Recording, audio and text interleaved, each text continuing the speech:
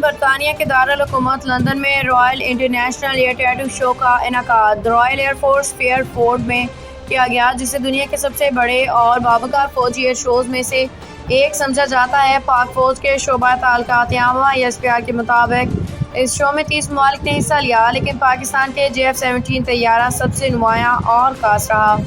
JF-17 طیارہ شو میں ایک اور اعزاز حاصل کرنے میں کامیاب رہا، اس میں spirit of the meet trophy اپنے نام کی۔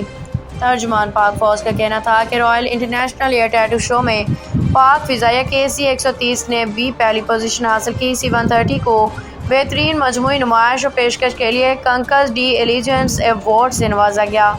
اس جہاز کو پاکستان کی پہچان شاہین کے ٹیٹو سے سجایا گیا، جس کی بہادری اور ہیبت ناک آنکھیں دشمن پہ خوف طاری کرتی ہیں۔